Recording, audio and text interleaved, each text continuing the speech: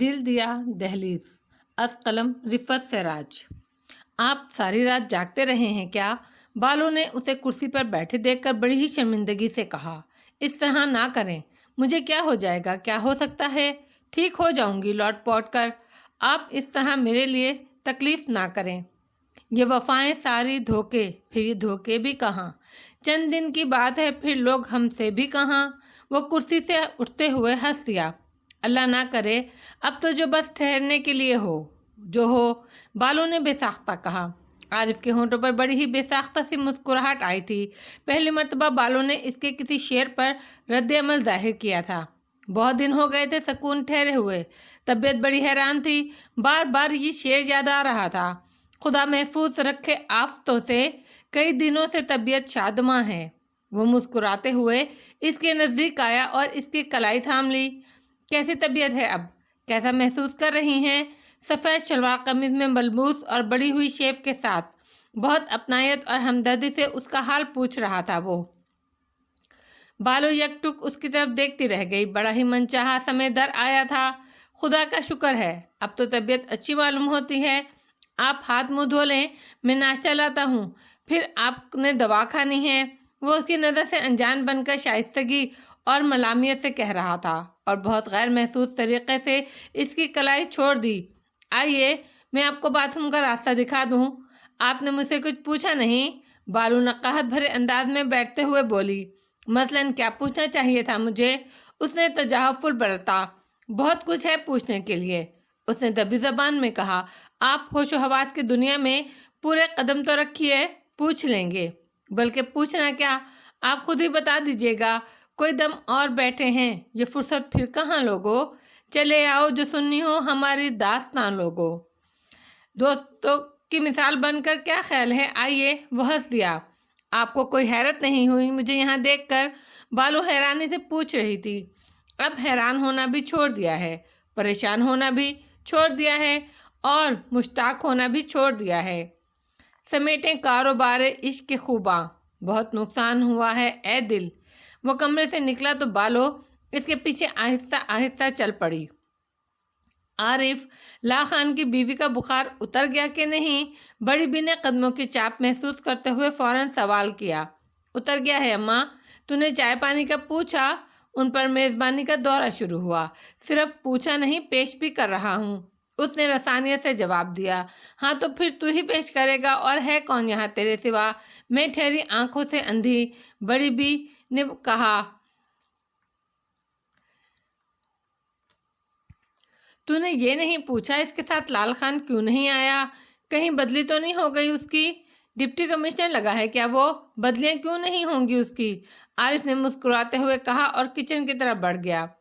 یہ تو سب نے سن لیا تھا، جان جل کر خاک ہو گئی تھی اس کی۔ بڑی بی کو لال خان کے علاوہ کوئی بات نہیں سوچتی۔ ناشتے کے بعد کافی دیر تک کمرے میں ٹہل کر اشیاء کا جائزہ لیتی رہی، پھر اکتا کر ایک دم دروازہ کھول کر باہر نکل آئی۔ خوبصورت لان میں بے حد خوشنما پھول کھلے ہوئے تھے۔ ایک دم آنکھوں میں ترواہٹ سی اتر گئی۔ گیٹ کے پاس بڑا خونخوار سا چوکیدار رائفل کاندھے سے لٹکائے ٹہل رہا تھا۔ دو چار ملازمین آتے جاتے دکھائی دے رہے تھے۔ وہ چلتی ہوئی ان کے بیچوں بیچ آ گئی، مور کی شکل کی سنگی بینچ پر بیٹھ گئی۔ نظر کے سامنے ساری حویلی تھی، یہاں سے وہاں تک نظریں دوڑانے لگی۔ آپ کون ہیں؟ وہ ایک دم چونک پڑی۔ سامنے 10-11 سال کی بے حد خوبصورت بچی بڑی معصوم حیرت سے اسے دیکھ رہی تھی۔ وائٹ پینٹ، سرخ وولن جرسی، وائٹ جوگر، سنہری بالوں کی تقریباً 1 فٹ لمبی پونی۔ اف، کتنی کیوٹ ہے! روشی کو بے ساختہ پیار آ گیا۔ پہلے آپ بتائیے آپ کون ہیں؟ اس نے بچی کا ہاتھ تھام لیا۔ ہم زوفی ہیں، زوفی شاں، اس نے بڑی شاہانہ تمکنت سے جواب دیا۔ کاکا جان کی بیٹی ہو؟ اس نے دلچسپی سے پوچھا۔ کاکا جان ہوز؟ اس نے ناک چڑھائی۔ بابا صاحب کو جانتی ہو؟ روشی کا اشتیاق سوا ہو رہا تھا۔ بابا صاحب کو جانتی ہو؟ روشی کا اشتیاق پھر بڑھا۔ جی وہ ہمارے بابا صاحب ہیں، مائی لانگ گرینڈ فادر، اس نے بڑی شان استغاثہ سے جواب دیا۔ اوہ، روشی کو اپنے ہر سوال کا جواب مل گیا۔ آج اسکول نہیں گئیں؟ اس نے بڑی محبت سے ان کا چہرہ دیکھا۔ نہیں، ہم آج کل حویلی آئے ہوئے ہیں، ہم یہاں نہیں پڑھتے ہیں، ہمارا اسکول سوئٹزرلینڈ میں ہے، اس نے سابقہ انداز میں جواب دیا۔ اوہ، روشی کو اس کا منفرد سا انگلش لہجہ سمجھ میں آ گیا۔ سوئس ایجوکیٹڈ اپنے لہجے کی انفرادیت سے پہچان لیے جاتے ہیں۔ وہاں آپ کے ساتھ آپ کے اور بھائی بہن بھی رہتے ہیں؟ نہیں، بس ہم وہاں پڑھتے ہیں، ہمارے بہت سے دوست ہیں وہاں۔ ہمارا جو سب سے بیسٹ فرینڈ ہے وہ انڈینز ہے، حماد الحریم، وہ بڑی بے تکلفی سے بتا رہی تھی۔ آپ کون ہیں؟ ہم بابا صاحب کی وہی ہیں جو آپ ان کی ہیں۔ روشی ہنس پڑی۔ ہیں؟ بچی نے تعجب سے اسے دیکھا۔ بڑی حویلی سے آئے ہیں ہم، اس نے وضاحت کی۔ بڑی حویلی؟ وہ پھر الجھی۔ بابا صاحب کے گھر سے؟ اوہ، آپ ان کے ساتھ رہتی ہیں؟ وہ معصوم انداز میں پوچھ رہی تھی۔ ہاں، وہ آپ کے ساتھ کیوں نہیں رہتے؟ یہاں کیوں نہیں رہتے؟ اسے جیسے جیلسی فیل ہوئی۔ یہ تو آپ ان سے پوچھے گا۔ آپ بڑے ابا کی بیٹی ہیں؟ اس نے انگلش میں پوچھا۔ نہیں، بصیر انکل کی بیٹی ہیں۔ بچی مکمل معلومات رکھتی تھی۔ نہیں، تزینہ آنٹی کی بیٹی ہیں؟ نہیں، رئیسہ آنٹی کی؟ نہیں، پھر آپ کس کی بیٹی ہیں؟ وہ جھنجھلا کر رہ گئی۔ روشی کھلکھلا کر ہنس پڑی۔ آپ سب کو جانتی ہیں، اپنے یاور انکل کو نہیں جانتی؟ اس نے پوچھا۔ یاور انکل؟ اچھا، بائی نیم جانتی ہوں، بائی فیس نہیں، کیونکہ ہم تو یہاں رہتے ہیں، اس نے جیسے اعتراف کیا۔ باقی لوگوں کو تو آپ جانتی ہیں؟ اسے بھی حیرت ہوئی۔ ہاں، تو وہ لوگ ہم سے ملنے جو آتے ہیں، اس نے بتایا۔ ملنے آتے ہیں؟ روشی کو حیرت ہوئی، کیونکہ اسے تو کبھی پتہ نہیں چلا کہ بڑی حویلی سے لوگ کب سرائے آتے یا جاتے ہیں۔ یہ بات کہ گھر والے گاڑیوں میں لد کر آتے جاتے تو ضرور ہیں، کہاں پتہ نہیں۔ اس سے تو آج تک کسی نے جھوٹ منہ بھی نہیں کہا کہ سرائے چلنے کے لیے پشاور، خیر آباد، کراچی کے علاوہ وہ کبھی کہیں نہیں گئی تھی۔ اور اب ہری پور بھی باپ کی وجہ سے۔ اچھا، ٹیپو تو آپ کا بھائی ہے نا؟ اوہ، وہ شیور مائی ڈیئر برادر، بڑا دل موہ لینے والا انداز تھا۔ آپ یہاں کیوں بیٹھی ہیں؟ آپ نے ہمارے ساتھ اور ممی کے ساتھ بریک فاسٹ کیوں نہیں لیا؟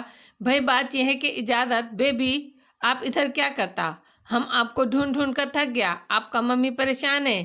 لمبی سی فراک پہنے اور ڈھیروں زیور لادے ہوئے ملازمہ ان کے قریب آ گئی۔ اوفو، ہم گھر ہی میں ہیں، کوئی باہر تو نہیں گئے؟ وہ جھنجھلائی۔ آپ کا ممی بلاتا ہے، ملازمہ نے منت سے کہا۔ ممی سے کہہ دو ہم گیس سے بات کر رہے ہیں، تھوڑی دیر میں آتے ہیں۔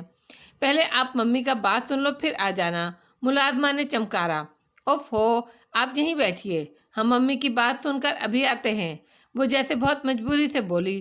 روشی نے مسکرا کر گویا بیٹھے رہنے کا وعدہ کیا۔ ذو فشاں چلی گئی اور روشی اس کی واپسی کا انتظار کرنے لگی۔ جانے وہ کتنی دیر خیالات میں کھوئی رہی، مان وہ چونک اٹھی۔ اطراف میں چمکیلی دھوپ پھیل چکی تھی اور ذو فشاں ابھی تک نہیں آئی تھی۔ اس نے گیٹ کی طرف دیکھا۔ رائفل بردار چوکیدار ٹہلتے ہوئے گاہے گاہے اس کی جانب دیکھ لیتا تھا۔ اس نے ایک اور ملازم کو فیروزی سوٹ پہنے ہنستے مسکراتے گیٹ میں داخل ہوتے دیکھا۔ اس نے 2 تھیلے اٹھا رکھے تھے، غالباً سودا سلف لے کر آ رہا تھا۔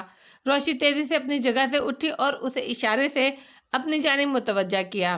سنو، اندر سے زوفی کو بھیج دو، کہنا بہت دیر سے انتظار کر رہی ہوں۔ ملازم نے اسے سر سے پاؤں تک دیکھا مگر بولا کچھ نہیں اور اندر کی طرف بڑھ گیا۔ روشی کوفت بھرے انداز میں بیٹھ گئی۔ بتائیے، یہ سگے چچا کا گھر ہے؟ جیسے آزاد کشمیر والے غلطی سے مقبوضہ کشمیر میں پھنس گئے ہوں، وہ جل کر سوچ رہی تھی، ساتھ ہی ساتھ اس طرف بھی نظر ڈال رہی تھی جہاں ملازم غائب ہوا تھا۔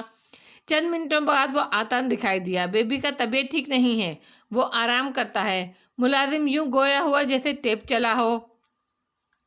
ہیں؟ ابھی تو بالکل فٹ تھی بیبی۔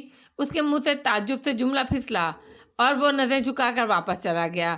اتنا تو خیر مجھے اندازہ ہے کہ پپا اور کاکا جان کے تعلقات ٹھیک نہیں ہیں، یقیناً مال و دولت ہی کا کوئی مسئلہ ہوگا۔ میں تو بالکل بھی لالچی نہیں ہوں، البتہ کاکا جان کا ہر زاویے سے مشکوک لگتے ہیں مجھے، میرے پپا نہیں۔ میں نے زندگی میں کبھی انہیں مسکراتے ہوئے نہیں دیکھا، پتہ نہیں کن خوش قسمت لوگوں نے ان کی مسکراہٹ دیکھی ہوگی۔ اللہ کی دی ہوئی ہر نعمت تو ان کے پاس ہے، پھر کیوں موڈ آف رہتا ہے؟ حتیٰ کہ شادی تک اپنی مرضی کی تھی، بالکل انگریزوں کی طرح، بے رس، خشک۔ ظاہر ہے صحبت کا اثر ہے۔ لیجئے، بیٹھے بٹھائے بچی کی طبیعت خراب ہو گئی۔ وہ کرتی ہوئی گیسٹ روم کی طرف بڑھ گئی۔ ماہین صبح صبح گیسٹ روم سے نکل کر عالم تاب کے بیڈ روم میں آ گئی تھی۔ وہ اسے اتنی صبح اپنے کمرے میں دیکھ کر قدرے چونک پڑی تھیں۔ تمام رات نیند نہیں آئی۔ ماہین نے ان کے پاس بیڈ پر بیٹھتے ہوئے گویا وضاحت کی۔ ہاں کیا کریں، بات ہی ایسی ہے۔ انہوں نے سرد آہ بھری۔ ماہین سر جھکا کر اپنے ہاتھ مسلنے لگی۔ یاور بھی جاگتے رہے ہوں گے۔ عالمتاب نے اس کا ستا ہوا چہرہ بغور دیکھا۔ ظاہر ہے۔ ماہین نے نظریں چرائیں۔ کیا کریں، آزمائش سی آزمائش ہے، پورا گھر ہل کر رہ گیا ہے۔ وہ دکھ سے گویا ہوئیں۔ ناشتہ تو نہیں کیا ہوگا ابھی؟ یاور اٹھ گئے کیا؟ وہ پوچھنے لگیں۔ نہیں، اور دل بھی نہیں چاہ رہا، چائے منگوا لیجیے صرف۔ یاور کا معلوم نہیں، میں تو بہت دیر سے باہر ہوں، اس نے کچھ سوچنے کے انداز میں جواب دیا۔ مصروف بھی تو بہت رہتے ہیں، حویلی آتے ہیں تو سمجھو 2-4 دن آرام کر لیتے ہیں۔ تم بیٹھو، میں ماما سے چائے کا کہتی ہوں۔ انہوں نے سرہانے لگے بٹن کو پش کرتے ہوئے کہا۔ فوراً ہی کلو اندر داخل ہوئی۔ کلو چائے لے آؤ اور ذرا جلدی، باتیں بنانے مت بیٹھ جانا۔ انہوں نے تنبیہ کی۔ کلو واپس چلی گئی۔ یاور کو بھی نیند کہاں آئی ہوگی رات بھر، اس لڑکی نے پریشان کر کے رکھ دیا ہے، پتہ نہیں کیا چاہتی ہے وہ بڑبڑانے کے انداز میں گویا ہوئی۔ ماہین خاموش رہی۔ بتاؤ کیسی جگ ہسائی کے سامان کیے ہیں؟ وہ پھر بولیں۔ کیا کہہ سکتے ہیں؟ ماہین نے نپتلا جملہ ادا کیا۔ اور بھی تو حویلی میں لڑکیاں ہیں، پتہ نہیں چلتا کہ یہاں لڑکیاں بھی ہیں۔ وہ ہنوز تبصرے کر رہی تھیں۔ اتنے ملازم ہیں، کسی نے بھی اسے جاتے ہوئے نہیں دیکھا، کیسی چھومنتر ہو گئی۔ اسی دم دروازے پر دستک ہوئی۔ آ جاؤ بھائی، کون ہے؟ وہ بیزار کن لہجے میں گویا ہوئیں۔ دروازہ کھلا اور یاور علی خان اندر آ گئے۔ ایک لہجے کو ماہین کی نظر ان سے ملی۔ اس نے فوراً ہی چہرہ موڑ لیا۔ السلام علیکم۔ ان کی آواز بے حد دھیمی تھی۔ والسلام، خوش رہو۔ عالمتاب بھی آہستگی سے گویا ہوئیں۔ بتاؤ اب کیا کرو گے تم؟ کیسے تلاش کرو گے؟ میں کوئی تلاش ولاش نہیں کروں گا۔ میں کل ہی سے فرض کر چکا ہوں کہ میرے ہاں کوئی بیٹی ہی پیدا نہیں ہوئی ہے۔ اس موضوع پر بات نہ کرے کوئی۔ یاور علی خان نے تندہی سے بھاوج کی بات کاٹ کر کہا۔ ایک لمحے کو وہ دونوں ہکا بکا رہ گئیں۔ ماہین تو ان سے خفگی کا اظہار کرنے کے لیے بے چین تھی، ادھر ہنوز رات والی صورتحال تھی۔ یہ تو وقتی جذبہ ہے، آخر کچھ نہ کچھ تو کرنا ہی ہوگا نا۔ عالمتاب نے مضبوط اعصاب کے ساتھ ان کا سامنا کیا۔ ہاں تو ٹھیک ہے، آپ لوگوں کے پاس اگر وقت اور طاقت ہے تو جو چاہے کر لیں، میں کب منع کر رہا ہوں۔ اس وقت اس لیے حاضر ہوا تھا کہ آپ کو اور ماہین کو بتا سکوں کہ میں ابھی اسی وقت ہری پور روانہ ہو رہا ہوں۔ ماہین نے چونک کر ان کی شکل دیکھی۔ آف وائٹ بے شکن شلوار قمیض، سیاہ واسکٹ میں سیاہ پشاوری چپل پہنے، دہلا دینے والی گہری سرخ آنکھوں کے ساتھ۔ کیوں ماہین کو ساتھ نہیں لے جا رہے کیا؟ عالمتاب نے تعجب سے پوچھا۔ نہیں، بس آپ ذرا جلدی سے ایک کپ چائے کا پلوا دیں۔ انہوں نے آستین اوپر کر کے ریسٹ واچ پر نظر ڈالی۔ آ رہی ہے چائے۔ میرا خیال ہے کہ ماہین، پلیز بھابھی بیگم، میں کوئی کام بغیر سوچے سمجھے کرنے کا عادی نہیں ہوں۔ ماہین اپنی جگہ سے فوراً اٹھ کھڑی ہوئی۔ کہاں جا رہی ہو؟ چائے آ رہی ہے۔ عالمتاب الجھ کر اسے دیکھنے لگی۔ آتی ہوں ابھی، اس نے جیسے بامشکل کہا اور تیزی سے باہر نکل گئی اور سیدھی اپنی خوابگاہ میں چلی آئی۔ بیڈ پر ڈارک بلو سوٹ کیس تیار حالت میں موجود تھا۔ اس کا مطلب تھا ابھی وہ کمرے میں آئیں گے، مگر ہو سکتا ہے کہ وہ نوکر سے منگوا لیں۔ اس کا دل چاہ رہا تھا جتنی جلدی ہو سکے وہ اپنے دل کا غبار نکال دے، ان سے بہت سارا لڑے اور دل بھر کر روئے۔ آخر اس کا جرم کیا ہے؟ وہ آنسو پیتے ہوئے بیڈ پر بیٹھ گئی۔ اسی لمحے ملازم نے دروازہ کھول کر اندر جھانکا اور اسے موجود پا کر قدرے خجل سا ہو گیا۔ آ جاؤں بی بی؟ یہ کون سا طریقہ ہے اندر آنے کا؟ منہ کے اونٹ کی طرح منہ اٹھا کر گھسے چلے آ رہے ہو۔ وہ ملازم پر ہی برس پڑی۔ آ جاؤ، اب صورت کیا دیکھ رہے ہو؟ بیچارہ سہمے ہوئے انداز میں سوٹ کیس کی طرف بڑھا، پھر رک گیا۔ بی بی صاحب کہہ رہے ہیں آپ نے اگر ان کی چیک بک کہیں اٹھا کر رکھی ہو تو دے دیں، مل نہیں رہی۔ وہ ہچکچاتے ہوئے اس سے مخاطب ہوا۔ مجھے نہیں پتا کسی چیک بک کا۔ وہ برہمی سے گویا ہوئی۔ بیچارہ کان دبا کر سوٹ کیس لے کر باہر چلا گیا۔ غصے میں کہہ تو دیا تھا، مگر پھر چین بھی نہیں پڑا۔ اٹھ کر چیک بک تلاش کرنے لگیں۔ تمام درازیں دیکھ ڈالیں مگر کہیں نظر نہ آئیں۔ پھر اس نے ٹیبل پر رکھی فائل کو کھول کر دیکھنا شروع کیا۔ وہ اتنی منہمک تھی کہ اسے یاور علی خان کی کمرے میں آمد کا پتہ نہیں چل سکا۔ آخر 2 فائلوں کے درمیان رکھی نظر آ گئی۔ ماہین نے چیک بک ہاتھ میں لی، پلٹنا ہی چاہتی تھی کہ یاور علی خان نے چیک بک اس کے ہاتھ سے اچک لی۔ خدا حافظ، یہ ان کے منہ سے نکلنے والا واحد جملہ تھا جو خاص کر اس کے لیے تھا۔ इससे पहले कि वो संभलती, यावर अली खान कमरे से बाहर जा चुके थे। माहिन खुद पर कंट्रोल करते हुए दरीचे में आ खड़ी हुई। यहाँ से पोर्टी को वाज़े नज़र आ रहा था। यावर अली खान पुरवकार अंदाज रफ्तार से पोर्टिको में नमूदार हुए। ड्राइवर दरवाज़ा खोले मुंतज़िर खड़ा था। वो जीप में बैठे और चंद लम्हों में जीप नज़रों से ओझल थी। माहिन के असाब शल हो रहे थे। वो सर थाम कर बेड पर गिरने के अंदाज में बैठ गई। ऐसा मारा था बज्जो आपको इन लोगों ने, मगर मैं यूं नहीं मरूंगी, ठीक ठाक सबक सिखाऊंगी इन्हें। उसने जैसे एक नए अज़म को बांध लिया था। गमे हजूम मेरी फितरत बदल नहीं सकता, मैं क्या करूं, मेरी आदत है मुस्कुराने की। शुक्र है आज आप बिल्कुल ठीक नज़र आ रही हैं। अब आप ऐसा करें, फटाफट तैयार हो जाएं। वो नाश्ता करके फारिग ही हुई थी कि आरिफ आ मौजूद हुआ। तैयार क्यों, कहाँ ले जाएंगे मुझे? बालू ने हैरानी से सवाल किया। हमने भला कहाँ ले जाना है आपको? ये आना जाना तो ज़िंदगी के साथ है भाभी, ना आते हुए हैरत ना हमारे जाने पर। फिर भी हर इंसान एक ठिकाने पर पहुंचता है तो है ना, इसके पाँव का चक्कर कहीं बहकता ही रहता है, वगरना जगहों के मसले भी हल हो जाते। वो क्या कहते हैं कि परिंदे धूप की शिद्दत से घर के आंगन में पलट कर आए तो देखा कि मसला था वही, मगर फिर भी ठिकाना है। मैं सब ठिकाने खो आई हूँ आरिफ भाई, किसी नए ठिकाने तक फ़िलहाल बेठिकाना हूँ।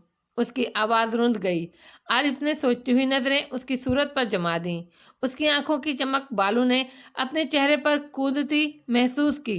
उसकी नज़रें किसी अनजाने बोझ से झुक कर रह गईं। लाल खान ने घर से निकाल दिया है? आरिफ की आवाज़ अंदेशे से चूर थी। उस बेचारे में इतनी हिम्मत कहाँ थी? खुद निकल आए हैं हम, बल्कि उस बेचारे को मुश्किल से निकाल दिया है। वो तलखे से मुस्कुराई। क्यों?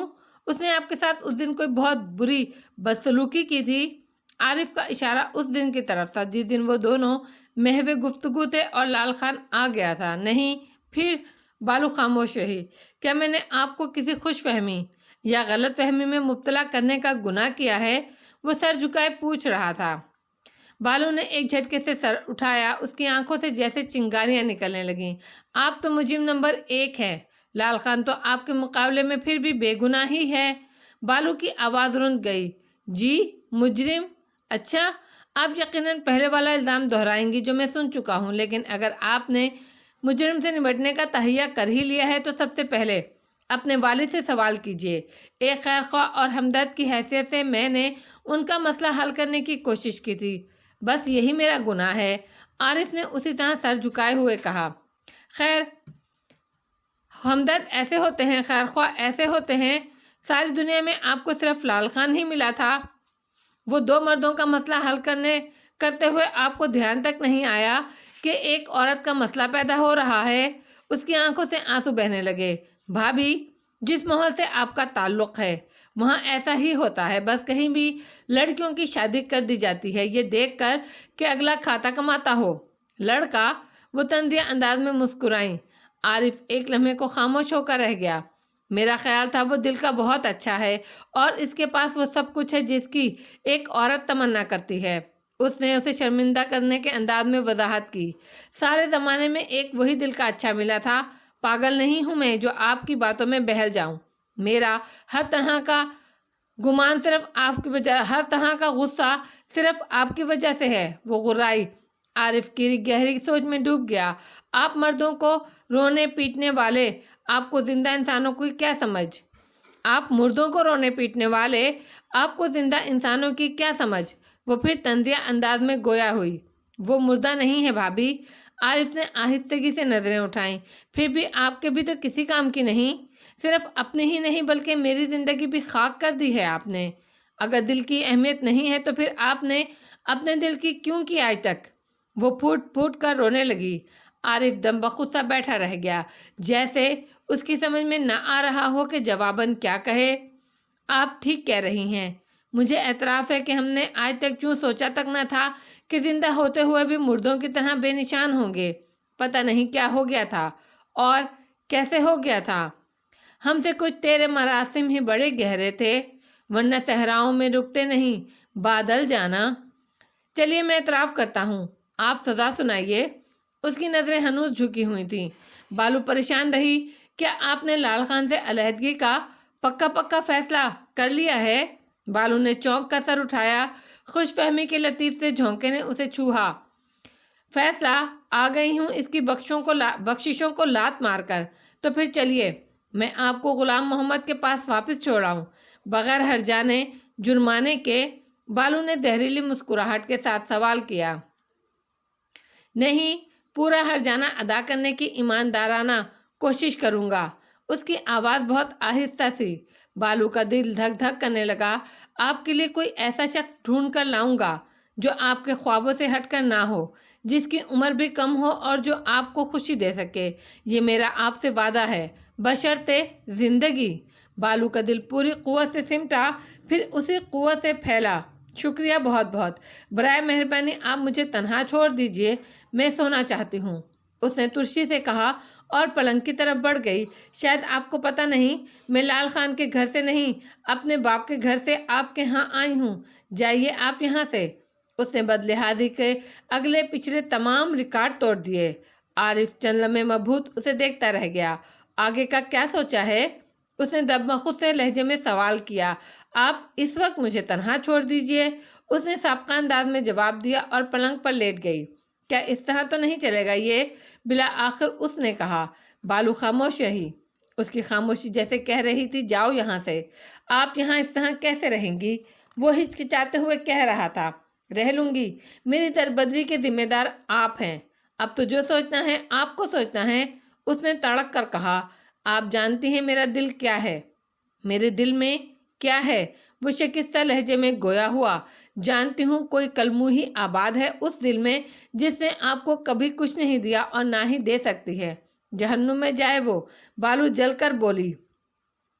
खुदा करे कोई मौजज़ा हो, वो निकले आपके दिल से। कब निकलता है कोई दिल में उतर जाने के बाद? उस गली की दूसरी जानिब कोई रास्ता नहीं है। वो तेजी से कमरे से बाहर चला गया। खाक हो जाए नामुराद, जो मेरे जीतने की चीज थी कोसों दूर बैठी है। वो आंखों पर बाजू रखे बुड़बुड़ाने लगी। ढलती शाम के साए थे जब जवाद ने दरवाजे पर दस्तक दी।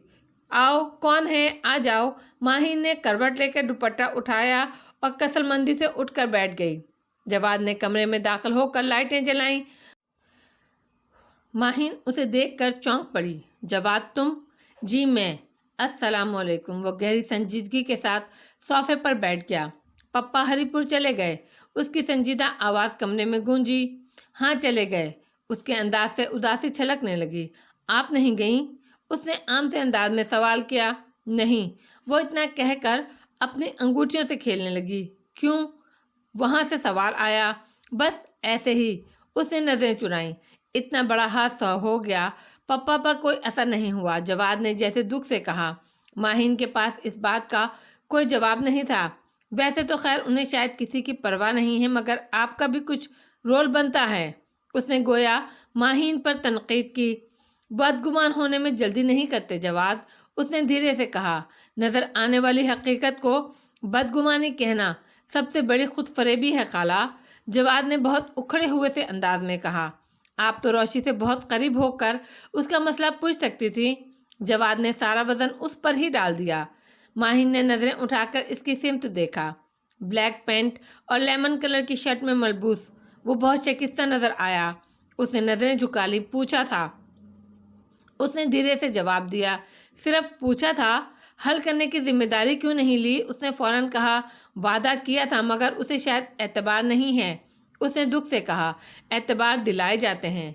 वैसे मसला क्या था? उसने जैसे चौंक कर सवाल किया। बहुत ही टिपिकल, माहिन के मुंह से बेसाख्ता निकला। जवाद चौंक पड़ा। वो क्या? बता नहीं सकती। ये उससे हमदर्दी नहीं, दुश्मनी होगी। इसने बहुत वाज़ेह माजरत की। क्या ये मसला सिर्फ आपके इल्म में है या पप्पा भी बाखबर हैं? जवाद ने गहरी सांस ली। नहीं, सिर्फ मुझे पता है, घर में किसी को नहीं पता। मुझे क्यों नहीं बताया जा सकता? मैं उसका सगा भाई हूँ। जवाद उलझ रहा था। इसीलिए तो नहीं बताया जा सकता, माहिन ने बर्जास्ता कहा। किसी को पसंद करती है? जवाद सेकंड के 1000वें हिस्से में बात की गहराई तक पहुँचा। माहिन का दिल उछल कर हलक में आ गया। ये जवाद तो बहुत मैच्योर है। वो कुछ नहीं बोली, खामोश रही। क्या उसी के साथ गई है? जवाद का लहजा नहायत शिकस्ता था। नहीं नहीं जवाद, ऐसी कोई बात नहीं है। वो तेजी से बोली। خدا کی قسم اس طرح کی کوئی بات نہیں ہے۔ کون ہے وہ؟ جواد نے ہونٹ کاٹتے ہوئے پوچھا۔ ماہین جواب میں خاموش رہی۔ آپ جواب کیوں نہیں دیتی؟ وہ الجھ کر کہہ رہا تھا دے نہیں سکتی۔ وہ دھیرے سے گویا ہوئی۔ کسی کا دباؤ ہے آپ پر؟ جواد نے قدرے ناراضگی سے دریافت کیا۔ میرے ضمیر کا کہ میں کسی بھی قسم کی بدامنی کی ذمہ داری اپنے سر نہیں لینا چاہتی۔ اس نے بڑی ہی صاف گوئی سے کہا۔ آپ جانتی ہیں خالہ، میں حویلی میں اپنے کزنز کے درمیان کس طرح ہو گیا ہوں جیسے میں کوئی مجرم ہوں، بہت ہی بڑا گنہگار ہوں۔ وہ دکھ سے بوجھل لہجے میں کہہ رہا تھا۔ یہ تمہاری ذاتی فیلنگز ہیں جواد، وہ صرف تمہاری بہن ہی نہیں بلکہ حویلی کے ہر فرد سے اس کا کوئی نہ کوئی رشتہ ہے۔ ماہین نے اسے سنبھالنے کی کوشش کی۔ جی چاہتا ہے وہ سامنے آ جائے تو اسے شوٹ کر دوں۔ پپا نے تو اپنی غفلت اور دوری کا ہرجانہ اس طرح دے دیا کہ وہ ڈی سی بن گئے۔ لوگ کہتے ہیں صرف جاگیردار کا ہی نہیں کہ بڑے آفیسر کا بھی بیٹا ہوں۔ لوگ ان کے آگے پیچھے پھرتے ہیں، ورنہ ہماری مگر یہ روشی تو سیدھا سیدھا نقصان کا سودا کر گئی ہے۔ اس نے بہت افسردہ سے انداز میں کہا۔ یوں دل چھوٹا نہیں کرو جواد، آ جائے گی، گئی کہاں ہوگی، یہیں ادھر ادھر بس اپنی ناراضگی کا اظہار کر رہی ہے۔ ماہین نے تسلی دی۔ اب اسے کوئی ضرورت بھی نہیں آنے کی، اگر آ گئی تو اس کے حق میں اچھا نہیں ہوگا۔ ایزی جواد، تم ایجوکیٹڈ بندے ہو، کیا جاگیرداروں کی طرح بڑکے مار رہے ہو؟ ماہین نے صبر کی تلقین کی۔ بڑکے نہیں ہیں خالہ، میں اسے شوٹ کر دوں گا۔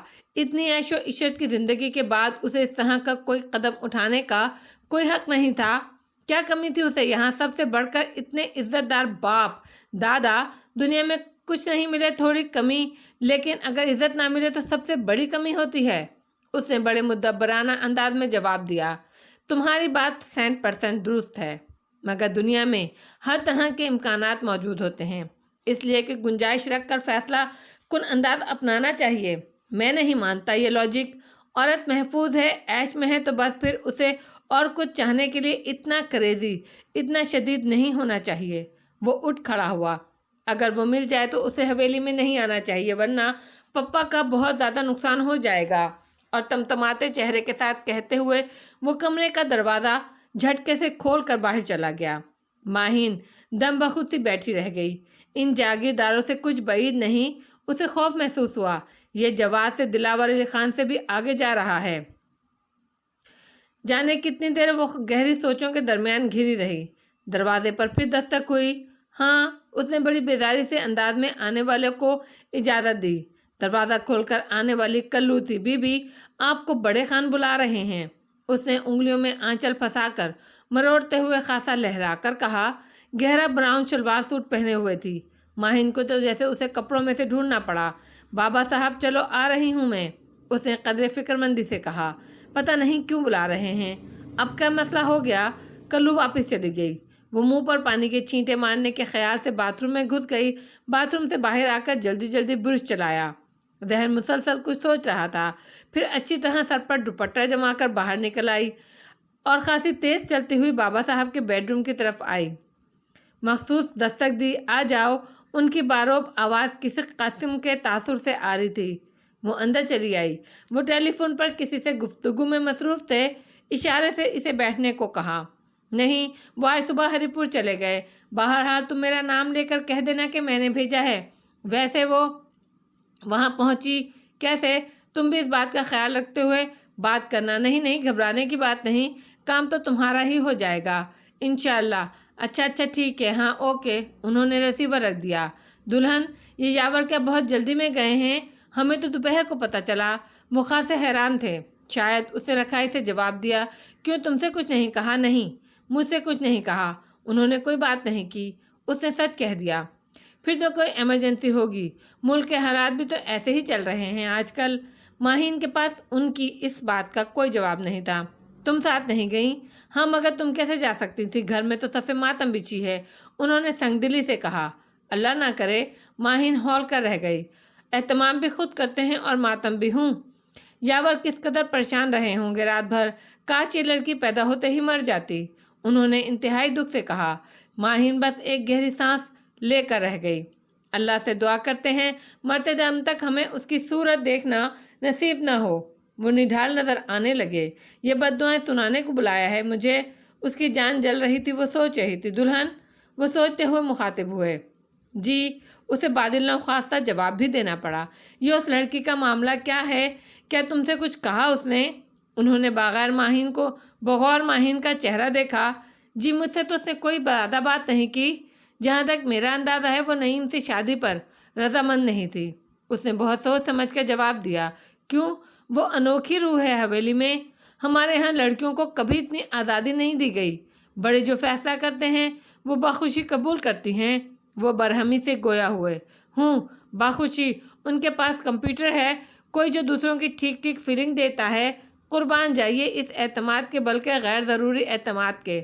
اس نے دل میں سوچا، جس کے ساتھ چاہتی تھی کیا اسی کے ساتھ گئی ہے؟ ان کی آواز بے حد پست تھی۔ خدا نخواستہ ایسی کوئی بات نہیں، ماہین تیزی سے بولی۔ یہ بات تم یقین سے کیسے کہہ سکتی ہو؟ انہوں نے مشتبہ نظروں سے اس کی جانب دیکھا۔ اس لیے کہ میں نے اسے ہر زاویے سے ٹٹولا تھا۔ ایسی کوئی بات نہیں تھی، بس وہ نعیم سے شادی پر رضامند نہیں تھی۔ اس نے اپنے یقین کو دلیل سے ثابت کیا۔ مگر نعیم میں کیا برائی ہے؟ شکل و صورت کا اچھا ہے، تعلیم یافتہ ہے، پیسہ بہت ہے، دنیا گھومتا ہے، دنیا کی ہر نعمت اس کے پاس ہے۔ وہ سر سے پیر تک حیرت میں ڈوبے ہوئے تھے۔ جس طرح یہ انگریزی بہت بولتی ہے وہ بھی اسی کی طرح انگریزی بولتا ہے۔ اس بار وہ بہت سادہ اور معصوم سی دلیل لائی تھی۔ ماہین بے ساختہ مسکرا دی۔ بابا صاحب، بعض باتیں دل کو منظور نہیں ہوتی اور سب کچھ بیکار لگتا ہے، اور جب ہر طرح کا عیش اور آرام ہو تو بس کوئی کمی کرنے کو جی چاہتا ہے، کیونکہ مادی چیزیں تو بغیر خواہش اور جستجو کے پاس ہی ہوتی ہیں۔ اسی لیے دل اس طرف بڑھتا ہے جہاں ہونے اور نہ ہونے کا خوف ہوتا ہے، اور ایسے مقام پر انسان کامیاب ہونے کا شدید خواہش مند ہوتا ہے۔ دل، ذہن فطری مصروفیات مانگتے ہیں کہ مصروفیات ہی اس کی زندگی ہے، اور پھر حاصل چیزوں میں وہ کشش ہوتی ہے جو لا حاصل چیزوں میں ہوتی ہے۔ شاید اس نے کچھ اور خواب سوچے ہوں۔ ماہین نے نہایت سنبھل کر جواب دینے کی کوشش کی۔ دلہن، ہم مانتے ہیں تم بہت پڑھی لکھی ہو، مگر بیٹی، عورت بس عورت ہے، پردے کی چیز، گھر کی زینت۔ اسے تحفظ اور عزت سے زیادہ اور کس چیز کا مطالبہ کرنا چاہیے؟ ان کا لہجہ اس بار بے حد شفیق تھا۔ گستاخی معاف بابا صاحب، عورت ایک وجود، ایک زندہ اور اہتمام سے تخلیق کیا ہوا وجود ہے، ہر کتاب کا موضوع نہیں۔ ہماری پاکیزہ الہامی کتاب قرآن پاک کا موضوع انسان ہے، نہ کہ مرد، اور انسان میں مرد و عورت دونوں شامل ہوتے ہیں۔ اس کتاب میں انسان کے حقوق پر بحث ہے تو قوانین ہیں، حدودیں ہیں۔ میرے خیال کے مطابق ایک دوسرے کے جذبات و احساسات کا خیال رکھا جائے تو کبھی کسی سے کوئی شکایت نہ ہو۔ بچے ناسمجھ ہوں تو کمال ذمہ داری سے ان کی بھلائی کے لیے اقدامات کرنا بھی تو ایک طرح سے شرعی اسلامی ذمہ داری ہے، انہوں نے کہا۔ انہوں نے اس کی بات نہایت تحمل سے کاٹ کر بھاری دلیل دی۔ ایک لمحے کو تو ماہین بھی چکرا کر رہ گئی۔ جی، مگر جب بچے ناسمجھ ہوں۔ انسانی زندگی میں ایک مقام ایسا بھی آتا ہے کہ اطراف کے لوگوں کو ان کی بات سننی پڑتی ہے، ان کے ذاتی ذہن کو نظر انداز نہیں کیا جا سکتا، اور انسان کے اپنے بنائے ہوئے بے بنیاد اصولوں کی روشنی میں انسان کی پوری زندگی کا فیصلہ نہیں کیا جا سکتا۔ یہ تو استحصال کا خوبصورت چہرہ ہے جس کے باطن میں صرف بدصورتی ہے۔ رزق کی زیادتی اور کمی اللہ کا ذاتی کام ہے۔ اس بنیاد پر فیصلہ یوں بھی کمزور ثابت ہوتا ہے۔ ماہین نے دبے دبے لہجے میں کہا، کیا وہ کوئی غریب لڑکا ہے؟ مگر تم تو کہہ رہی تھی ایسی کوئی بات نہیں۔ وہ بری طرح چونک پڑے تھے۔ میرا یہ مطلب نہیں تھا۔ ماہین بوکھلا گئی۔ میرا مطلب یہ ہے کہ ان اصولوں کی بنیاد پر جہاں جہاں انسان کا استحصال ہوتا ہے، کیونکہ اکثر اسی طرح کی بنیادی فیصلے ہوتے ہیں۔ اس نے سنبھل کر بات بنائی۔ نام نسب بھی بڑی محنت کی کمائی ہوتی ہے بیٹی۔ وہ بردباری سے گویا ہوئے۔ پتہ نہیں یہ کیا بات ہے، جب انسان کو عظیم ترین پریشانی سے گزارا جاتا ہے تو اس کی برداشت بھی عظیم ہو جاتی ہے۔ بالکل صحیح فرمایا آپ نے، مگر ہر نسب ایک آغاز سے گزر کر آگے بڑھتا ہے۔ اگر کسی شاخ کی پیوند کاری سے خوبصورت اور خوشنما پھول آنے کی قوی امید ہو تو پیوند کاری عیب نہیں ہو سکتی۔ وہ بھلا ہار ماننے والی تھی کیا؟ اور کچھ یہ بھی ہے کہ جب خلوص 100% ہو تو خود بخود بات پیدا ہوتی رہتی ہے، مگر جب ایسی کوئی بات ہے ہی نہیں تو اس طرح کی بات کے کیا معنی؟ وہ پھر الجھے۔ ممکن ہے وہاں اس طرح کی کوئی بات ہو اور وہ کسی وجہ سے ہم سے نہ کہہ سکتی ہو؟ ہمیں ہر طرح کا امکان ذہن میں رکھنا چاہیے، اس نے ڈرتے ڈرتے کہا تھا۔ جو بات اس نے ہم تک پہنچائی نہیں، اس بات کے پیچھے اس نے خاندان کو ذلیل کرنے کے لیے اتنا بڑا قدم کیسے اٹھایا؟ ہم اسے کبھی معاف نہیں کر سکتے۔ ان کے لہب و لہجے سے جلال ٹپکنے لگا۔ اسی دم دروازے پر دستک ہوئی۔ بابا صاحب نے کہا، آ جاؤ۔ دروازہ کھول کر باری اندر آیا۔ ماہین کی نظروں سے اس کی نظریں ایک لحظے کو ملی تھی۔ وہ فوراً نگاہ چرا گیا۔ اگر اس کا اتا پتہ بھی مل جائے تو کہیں سے کوئی کہہ دے دلہن ہم تک خبر پہنچے تو ہم اسے شوٹ کر دیں گے یا بھری حویلی سے اس کو پیچھے ڈال دیں گے۔ وہ پرجلال انداز میں گویا ہوئے۔ ماہین نے چونک کر ان کی صورت دیکھی۔ ان کی نظروں میں اس تاریک رات کا منظر گھوم گیا۔ ایک بے کس زنجیروں میں بندھی عورت آج تک اس کے ذہن سے محو نہیں ہو سکی تھی۔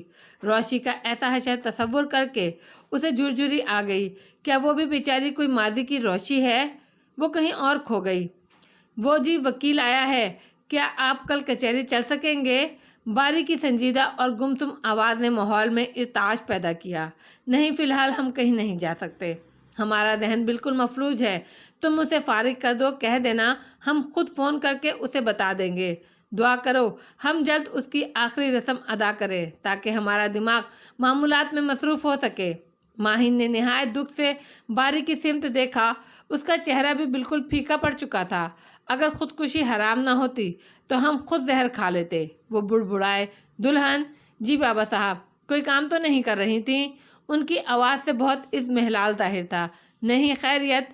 اس نے سوالیہ نظروں سے ان کی سمت دیکھتے ہوئے پوچھا۔ کچھ نہیں، بس یہ کہہ رہے تھے کہ ہمارے پاس بیٹھی رہو، باتیں کرتی رہو۔ ہماری سمجھ میں نہیں آ رہا کہ ہم کیا کریں۔ وہ بے بسی سے گویا ہوئے۔ ماہین کا دل نرم پگھل گیا۔ ٹھیک ہے، میں آپ کے پاس بیٹھی ہوں، ویسے بھی یہاں مجھے کام ہی کیا ہے سوائے کتابیں پڑھنے کے۔ وہ زبردستی مسکرائی۔ روشی تو یوں بوریت محسوس کر رہی تھی گویا بڑے معاملات کے حالات ہوں۔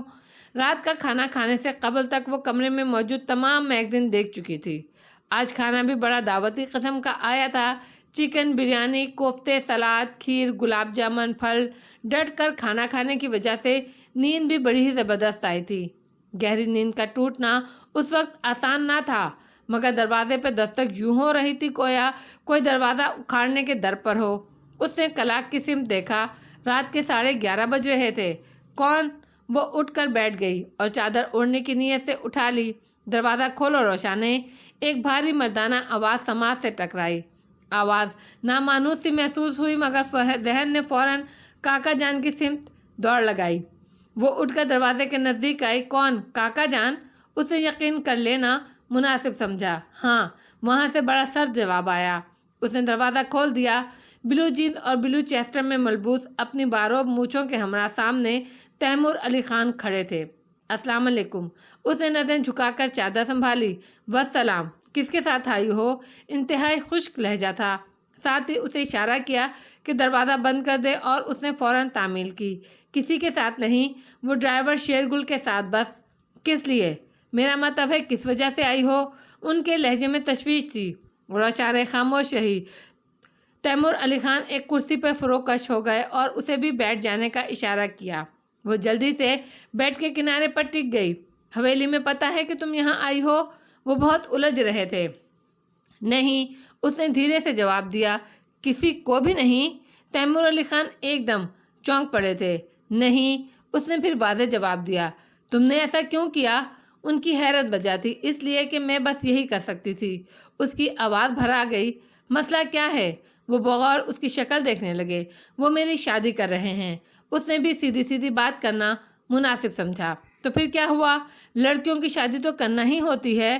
ان کا استحجاب سوا ہو گیا۔ مگر میں شادی کرنا نہیں چاہتی۔ اس کی آواز بہت دھیمی تھی۔ شادی کرنا نہیں چاہتی تو کیا پلین اڑانا چاہتی ہو؟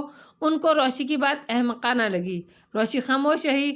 مگر تم یہ پرابلم اپنے والد سے ڈسکس کر سکتی تھی۔ ان سے بہتر کوئی اور تمہارا مسئلہ نہیں سمجھ سکتا۔ انہوں نے جس انداز میں جاور علی خان کا ذکر کیا، روشی کو یوں محسوس ہوا جیسے بابا صاحب کی 2 بیویاں تھیں اور اس کے باپ اور چچا کی الگ الگ مائیں۔ جانے کیوں اسے بے انتہا دکھ ہوا۔ یہ بابا صاحب کا فیصلہ ہے، وہ کیا کر سکتے ہیں؟ ناچار وہ گویا ہوئی۔ جانے کیوں اسے آج تیمور علی خان سے خوف نہیں آ رہا تھا۔ تم نے جو یہ حماقت کی ہے، اندازہ ہے پیچھے حویلی میں کیا قیامت برپا ہوگی؟ تمہارا جب تک جی چاہے یہاں رہ سکتی ہو، مگر ابھی حویلی فون کر کے مطلع کرتا ہوں کہ تم یہاں ہو۔ وہ فوراً اٹھ کھڑے ہوئے۔ روشی گھبرا کر کھڑی ہو گئی۔ کاکا جان پلیز ہیلپ می، آپ میری یہ ساری بھاگ دوڑ بیکار نہ کیجیے۔ اس کے آنسو بہنے لگے۔ کون ہے وہ جاتے جاتے رک گئے اور ایک دم پینترا بدلا۔ کون؟ روشی بالکل نہیں سمجھی۔ وہی جس نے تمہیں اتنا بہادر بنا دیا ہے۔ وہ ہنوز اس سے رخ موڑے کھڑے تھے۔ روشی کی نظریں جھک کر رہ گئیں۔ کون ہے وہ سورما جس نے تمہیں اتنی جرأتیں بخش دیں کہ تم نے حویلی کی عزت خاک میں ملانے میں ذرا دیر نہ لگائی؟ ایسی کوئی بات نہیں کاکا جان۔ اس کے حلق میں کچھ اٹکنے لگا۔ بے وقوف مت بناؤ، سیدھے سادھے بتاؤ کون ہے وہ برہم ہوئے۔ آپ میرا یقین کیجئے کاکا جان، ایسی دیکھو روشانے، زیادہ عقل مند بن کر دکھانے کی ضرورت نہیں۔ گھاس نہیں کھاتے ہم۔ ایک عورت اتنی جرأت مند تبھی بن سکتی ہے جب کوئی واضح ٹارگٹ اس کے پاس ہوتا ہے، ورنہ لڑکیاں بڑی خوشی خوشی شادی کر کے چلی جاتی ہیں اور ان کو اپنی قسمت سمجھ کر پسند کر لیتی ہیں۔ کیا کرتا ہے، کہاں رہتا ہے، بتاؤ؟ وہ اپنی بات پر مستقل تھے۔ کاکا جان آپ میری بات شٹ اپ روشانے، اس کا نام اور ٹھکانہ بتاؤ۔ وہ برہم ہوئے۔ روشانے خاموش کھڑی آنسو پیتی رہی۔ ہم سے ہیلپ کیوں مانگ رہی ہو؟ تم کیا سمجھتی ہو کہ تم بے وقوف بناؤ گی اور ہم بن جائیں گے؟ ہماری عمر کا زیادہ حصہ انگریزوں کے ساتھ گزرا ہے جو زندگی لاجک سے گزارتے ہیں۔ ہم تمہاری باتوں سے بہلنے والے نہیں۔ صاف بات کرو۔ عورت بہت بزدل ہوتی ہے، اس کے کچھ مخصوص خواب ہی تخت و تختہ والی کیفیت اس تک پہنچا سکتے ہیں۔ بتاؤ وہ خواب دکھانے والا کون ہے؟ وہ گرم لہجے میں ہم کلام تھے۔ ہماری بات کا جواب دو یا اسی وقت شیرگل کے ساتھ بڑی حویلی روانہ ہو جاؤ۔ وہ جو تیمور علی خان کے پر اعتماد رکتا رسی پر جی ہی جی میں حیران ہو رہی تھی، آخری جملے پر چونک پڑی۔ نہیں پلیز، ہم اس بات میں انٹرسٹڈ ہوئے تو صرف اس لیے کہ ہمارا باپ تمہاری وجہ سے بہت پریشان ہے۔ کاکا جان پلیز مجھے کچھ وقت دیجیے، میں آپ کو چھوٹی بڑی ہر بات بتا دوں گی پلیز، مگر زیادہ وقت نہیں، ہمیں بابا صاحب کی فکر پڑ گئی ہے۔ وہ ہنوز برہم انداز میں گویا ہوئے۔ روشی خاموش رہی۔ تیمور علی خان دروازہ کھول کر باہر چلے گئے۔ روشی دروازہ کھول کر باہر نکلی۔ عجیب سی وحشت ہو رہی تھی۔ وسیع لان میں سناٹا طاری تھا، صرف پورٹیکو کی لائٹس آن تھی۔ وہ ٹہلنے لگی۔ کیا وہ کاکا جان کو سب کچھ بتا دے؟ مگر ان کو بتانے کا مطلب ہے جیسے سب کچھ بابا صاحب کو بتا دیا۔ کوئی فرضی کہانی گھڑے، کوئی ایسی کہانی جس میں اس کی بچت ہو جائے۔ وہ ٹہل ٹہل کر سوچنے لگی۔ یاور علی خان نے اس کے اعصاب ہلا کر رکھ دیے تھے، حالانکہ پچھلی رات بھی وہ سو نہیں سکی تھی اور آج بھی ٹھیک سے نیند نہیں آئی۔ وہ بستر پر کب سے کروٹیں بدل رہی تھی۔ باری بھی سو چکا ہوگا، اسی سے بات بھی کر لیتی۔ وہ بے چین ہو کر باہر نکلی اور چادر اوڑھ کر کمرے سے باہر آ گئی۔ وہ باغ کی سمت جانے کے خیال سے راہداری میں آئی تھی، مگر راہداری کے سرے پر کچن سے تیز روشنی پر چونک پڑی۔ یہ اتنی رات کو کچن میں کوئی کیا کر رہا ہے؟ شاید کوئی جاگ رہا ہو، چائے یا کافی بنا رہا ہو۔ وہ محض وقت گزاری کے خیال سے کچن کی طرف بڑھی تھی۔ کچن کا دروازہ وا تھا۔ اس نے سر اندر کر کے جھانکا اور بری طرح چونک پڑی۔ سرسوتی بڑی تنگ میں لہک لہک کر ادھر سے ادھر آ جا رہی تھی۔ دھیان دینے پر پتہ چلا ایک ٹرے میں جانے کیا کیا رکھ رہی تھی۔ وہ حیران اور کشاں کشاں اندر داخل ہوئی۔ ٹرے میں پیسٹری، شامی کباب، تلے ہوئے بادام، کوکا کولا کی لیٹر بوتل تھی۔ یہ رات گئے کس کی تواضع ہو رہی ہے؟ اس نے بے ساختہ پوچھا۔ سرسوتی اپنی جگہ پر یوں اچھلی جیسے زور کا کرنٹ لگا ہو۔ آپ بی بی اس ویلے سوئی نہیں تسے؟ اس کی آنکھیں خوف سے پھٹی پڑ رہی تھیں۔ میری بات کا جواب دو، کون مہمان آیا ہے؟ ماہین کی حیرت بدستور تھی۔ کوئی نہیں جی، پرونا تو کوئی نہیں آیا۔ او وہ ہکلانے لگی۔ پھر کس کی خاطر مدارت ہو رہی ہے؟ اس کے خوفزدہ ہونے پر ماہین یہ تو سمجھ گئی تھی کہ معاملہ فیئر نہیں ہے، اسی لیے اس کا انداز خود بخود حکمیہ ہو گیا۔ کس کے لیے لے کر جا رہی ہو؟ سرسوتی کی ٹانگیں کانپنے لگی۔ اس سے کچھ بولا نہیں گیا۔ کیا پوچھ رہی ہوں میں؟ یہ پکنک کیوں منائی جا رہی ہے؟ اس کا انداز فطری طور پر مالکانہ ہو گیا۔ سرسوتی کی آنکھوں میں آنسو چمک لگے۔ لا حول ولا قوت، سچ بتانے میں تمہاری جیب سے کیا جا رہا ہے؟ وہ جھلا گئی۔ او بی بی، جھومر بی بی جیڑی ہے نا؟ کون جھومر؟ ماہین الجھی۔ او انادا کمرہ ہے، وہ ہکلائی۔ نوکرانی ہے حویلی کی؟ माहिन ने इस्तफसार किया। सरस्वती ने नफी में गर्दन हिलाई। नहीं जी, वोटी है वोटी। वोटी? माहिन हैरान हुई। किसकी वोटी? उसके हिसाब से तो यहाँ सिर्फ एक ही वोटी थी और वो सुमैया। जफरी साहब दी वोटी, सरस्वती ने कांपते हुए जवाब दिया। जफरी? कौन जफरी? वो फिर उलझ गई। अच्छा, तुम मुझे लेकर चलो उसके पास, उसने हुक्मिया कहा। आप नो? वो घबरा गई। क्यों? दरिया पर करके जाना पड़ेगा क्या? वो चिढ़ गई। चलो जल्दी, मैं भी देखूं वोटी, बल्कि जिंदा दिल वोटी जो रात के अंधेरे में पिकनिक मनाती है। चलो ये भी उठा लो। उसने ट्रे की सिमत इशारा किया। सरस्वती हिचकिचाती रही। मैं कह रही हूँ ना, उठाओ, जल्दी करो, वो नाराजगी से बोली। सरस्वती ने दस्तरखान ट्रे पर डाला और खौफजदा अंदाज में ट्रे उठा ली और माहिन की सिमत देखते हुए बाहर की तरफ चल पड़ी। वो आगे आगे और माहिन पीछे पीछे चल पड़ी। एक अजीमुशान दरवाज़ा पार करके जब वो वसीओ अरीज अहाते में कदम रखे तो यूँ महसूस हुआ जैसे घर से बाहर किसी मैदान में निकल आई हूँ। माहिन का हैरत से बुरा हाल था। यह सरस्वती कहाँ जा रही है? इस पर मुतजाद कुत्तों की भूं भूं। माहिन को तो उनके भौंकने से निहायत खौफ महसूस हुआ, जबकि सरस्वती बहुत सीधी चाल चल रही थी। वो तेजी से आगे बढ़कर सरस्वती के बराबर चलने लगी। कुत्तों ने एक आफत उतार दी। अहाता पार करके एक देवह का दरवाजे से गुजरी। अंदर कदम रखते हुए माहौल में बला की पुरस्रारियत महसूस हुई। एक अजीब सी वहशत, भारी भारी बंद दरवाजे, जा बजा तारीकी और एक हौलनाक खामोशी। माहिन कदर खौफजदा और बहुत ज़्यादा परेशान थी। सरस्वती की राहदारी में दाखिल हुई। सरस्वती जिस राहदारी में दाखिल हुई वहाँ दूर तक एक बल्ब रोशनी फैला रहा था। सरस्वती एक दरवाजे के सामने जाकर रुक गई और पलटकर माहिन की तरफ देखा। माहिन ने इशारे से उसे अंदर चलने को कहा।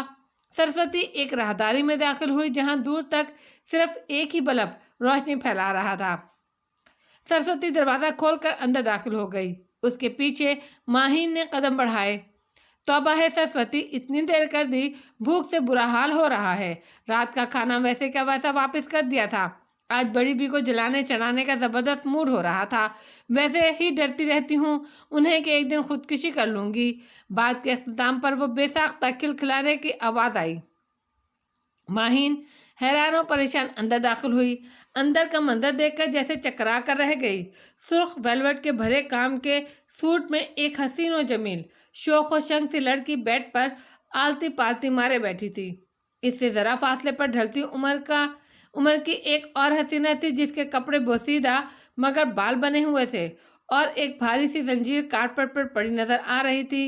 इससे ज़्यादा पता चला कि जंजीर का दूसरा सिरा औरत के पाँव से बंधा था। आनन फानन उसका जहन उस रात तारीकी में नजर आने वाली पाबा जंजीर औरत की तरफ गया। हवास जैसे एकदम से गुम हो गए।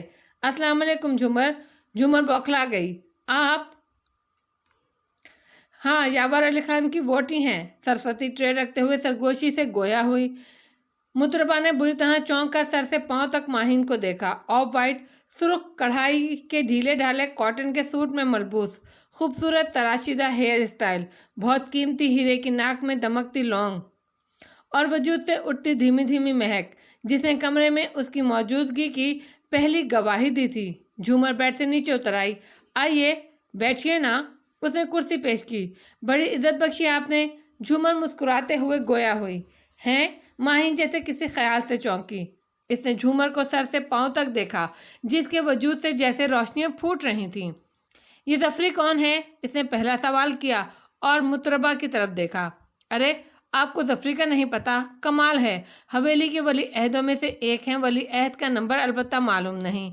झूमर ने नहायत गैर संजीदगी से सवाल चुटकियों में उड़ाया। मगर मैं तो कुछ भी नहीं समझी, माहिन ने बरमला एतराफ़ किया। बेगम आलबताब के नूरे नज़र नूरे चश्म कह लीजिए। वो हंस दी। सगे? माहिन के मुंह से बेसाख्ता निकला। बिल्कुल सगे। ना हमारी सास उन्हें जहेज में लाई हैं, ना हमारे ससुर ने उन्हें रोनुमाई में अता किया, इसलिए कयास किया जाता है कि बिल्कुल सगे। झूमर हनूस शोखी से कह रही थी। माहिन ने एक नज़र झूमर पर डाली। अजीब किस्म की लड़की महसूस हो रही थी। फिर कमरे में नज़र दौड़ाई। कहाँ है जफरी? उसकी तो अकल खप्त हो रही थी। نفسیاتی ہاسپٹل میں آرام فرما رہے ہیں، جس سے ہمیں تسلی ہو رہی ہے۔ ہماری قسمت اتنی بھی خراب نہیں۔ ویسے وہ پیدائشی طور پر بیچارے ہیں، بس حویلی والے ہیں کہ قدرت سے اپنی شکست تسلیم نہیں کر رہے۔ دراصل جہاں پیسہ بہت ہوتا ہے وہیں خوش فہمیاں بھی ہوتی ہیں۔ وہ کھلکھلائی۔ ماہین دم بخود سی اسے دیکھنے لگی۔ اسے تو یہ لڑکی بھی ایب نارمل محسوس ہوئی، اور یہ اس نے اپنی حیران کن نظروں کا رخ مطربہ کی سمت موڑا۔ ان کی کہانی انہی کی زبانی سنیے۔ جھومر ہنس پڑی۔ توبہ، کس قدر ہنستی ہے یہ لڑکی! اگر اس قدر خوبصورت نہ ہوتی تو کتنی بری لگتی اس کی ہنسی۔ آپ نازنین بیگم کی چھوٹی بہن ہیں؟ مطربہ نے جھومر کا جملہ نظر انداز کر کے خاصے مؤدبانہ انداز میں اس سے سوال کیا۔ ہاں، تم جانتی ہو بجو کو؟ ماہین کے اندر جیسے طوفان برپا ہوا۔ وہ حویلی کا روشن چراغ۔ عورت افسردگی سے مسکرائی۔ تم کون ہو؟ تمہیں کیوں قید کیا ہوا ہے ان لوگوں نے؟ اس نے تیزی سے پوچھا۔ آج تو دیرانہ تجسس کو دور کرنے کا موقع مل رہا تھا۔ نمک خوار ہوں ایک، بس۔ وہ خاموش ہو گئی۔ کیا یاور کو پتا ہے کہ تم کون ہو اور تمہیں یہاں قید کیا ہوا ہے؟ اس کے ذہن میں چھکر چلنے لگے۔ میں کون ہوں یہ تو انہیں پتا ہے، اور یہاں قید ہوں یہ بھی انہیں پتا ہے، عورت نے اداسی سے کہا۔ ماہین کا دل دکھ سے جیسے پھٹنے لگا۔ وہ تو یاور علی خان کو حویلی میں سب سے مختلف سمجھتی رہیں۔ اتنی اہم سیٹ پر بیٹھنے والا، اتنا بڑا قانون شکن، تمہارا قصور کیا ہے؟ وہ خود پر قابو پا کر پوچھ رہی تھی۔ ایک نہیں ہے، وہ آہستگی سے بولی۔ پھر بھی ماہین کا انداز اصرار کرنے کا تھا۔ یہ لیجئے۔ جھومر نے خوبصورت گلاس میں اسے کوکا کولا پیش کی۔ میں شکریہ، میرا موڈ نہیں ہے۔ اس نے اپنے نفیس انداز میں معذرت کی۔ جھومر وہ گلاس خود لے کر دوبارہ بیڈ کے کنارے پر ٹک گئی۔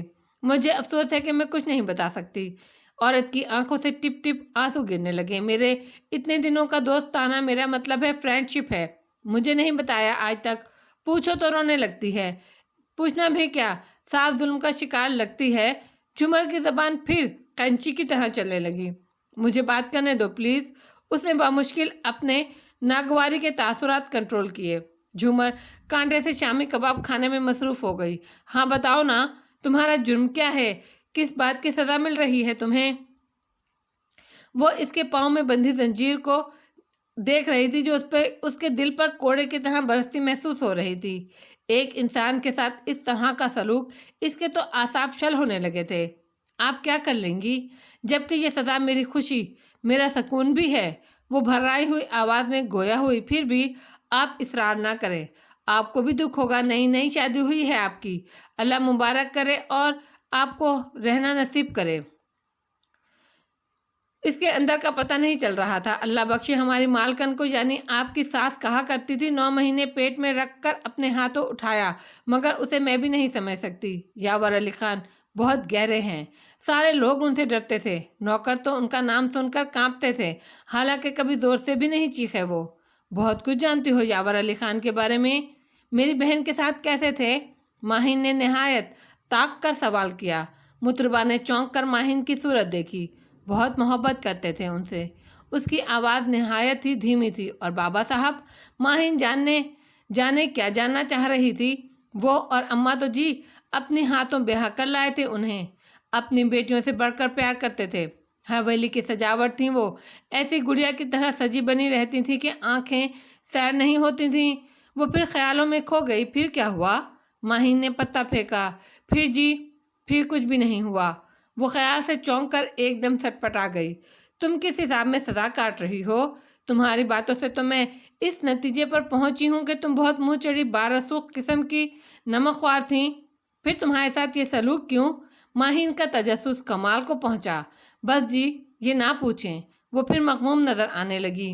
میں کس سے کہوں گی تو نہیں، اعتبار کرو میرا۔ ماہین نے دوسرا طریقہ اپنایا۔ بات اعتبار کی نہیں ہے، دراصل کوئی فائدہ نہیں، یہ نہیں بتائے گی۔ ہر طرح کوشش کر چکی ہوں۔ جھومر منہ سے پیسٹری کی کریم صاف کرتے ہوئے گفتگو میں شریک ہوئی۔ کیا تم پر نہ بتانے کے لیے دباؤ ہے؟ آخر 80% وہ وکیل تھی نا؟ مطربہ خاموش رہی۔ اس حویلی میں کون ہے جو دباؤ سے بچا ہوا ہے؟ ابھی تو آپ نے اس طرف کا ایک ڈرامہ دیکھا ہے، فرصت سے آئیے گا اور بہت کچھ دکھاؤں گی۔ جھومر ہاتھ دھونے کے لیے باتھ روم کی طرف جا رہی تھی۔ رک کر ٹکڑا لگایا۔ اوہ، ماہین کو جیسے چکر آ گیا۔ ابھی اس طرف اور بھی بہت کچھ ہے۔ جھومر کی خود اعتمادی بلکہ ڈھٹائی اسے بہت محسوس ہوئی۔ تم بہت بے دھڑک بولتی ہو، ڈر نہیں لگتا؟ وہ واپس آئی تو ماہین کہے بنا رہ نہیں سکی۔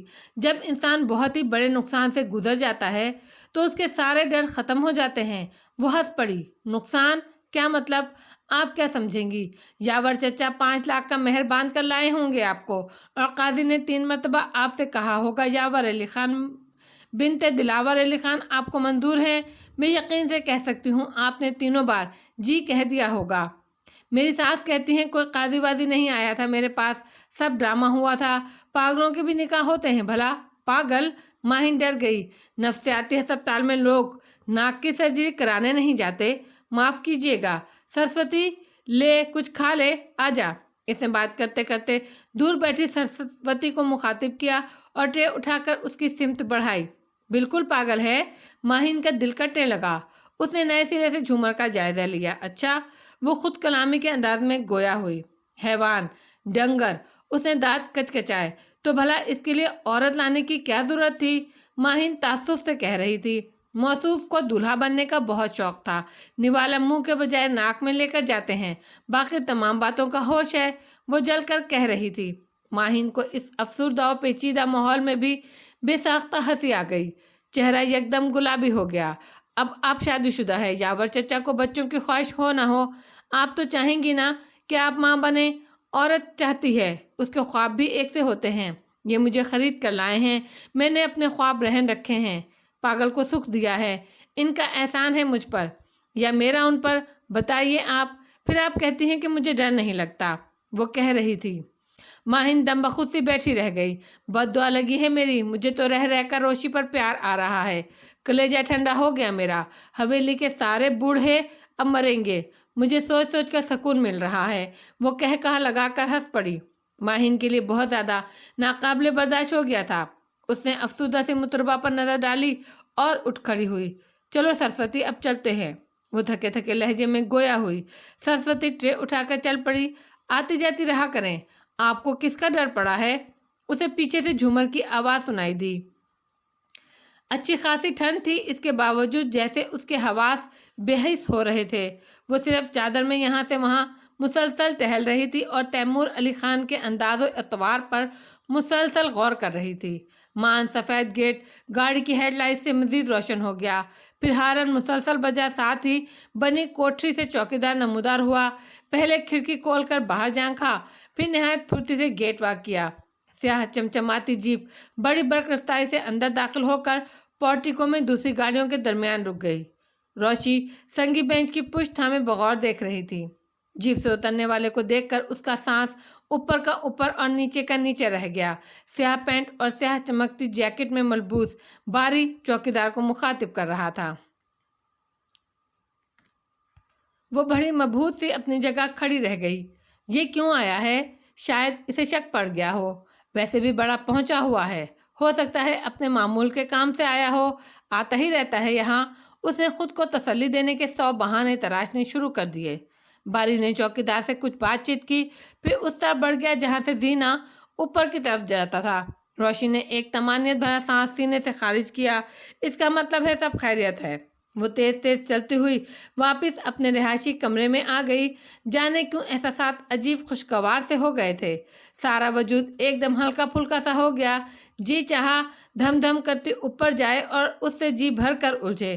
جواباً اس کی پرسکون مسکراہٹ اور لہجے سے اپنی جان جلائے، خوب جھکے بکے اور پھر اسے چکنا گھڑا پا کر جی بھر کر روئے۔ اس کے بعد وہ اپنی بھیگی پھوار سے لہجے میں اسے سمجھائے، بڑی بے بسی سے اس کا چہرہ دیکھے۔ اس نے چادر اتار کر ایک طرف ڈالتے ہوئے جانے کیا کچھ سوچ ڈالا۔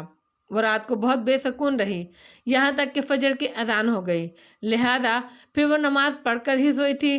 صبح سے جانے کتنی بار اس کے بیڈ روم کے دروازے پر دستک ہوئی، مگر ہر بار بڑی آہستگی اور سرسری سی دستک تھی۔ لیکن اس مرتبہ دروازہ بری طرح دھڑدھڑایا گیا۔ اس نے وال کلاک کی طرف دیکھا، دن کے 10:30 بج رہے تھے۔ وہ کسل مندی سے اٹھی اور دوپٹہ سنبھالتی دروازے تک آئی۔ دروازہ کھول دیا۔ سامنے گہرے نیلے سوٹ میں کلو کھڑی دانت نکوس رہی تھی۔ السلام علیکم، آپ کا ٹیلی فون آیا ہے۔ وہ حسب عادت لہرا کر گویا ہوئی۔ ماہین نے نیند بھری آنکھوں سے اس کی سمت دیکھا۔ کس کا فون ہے؟ شاید نعمان بھائی، ہری پور سے آیا ہے جی۔ اس نے پھر دانت نکو سے۔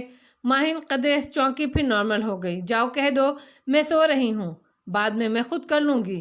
اس نے کلو کے کسی اگلے جملے کا انتظار کیے بغیر دھڑ سے دروازہ بند کر دیا اور واپس بستر پر اونت گئی۔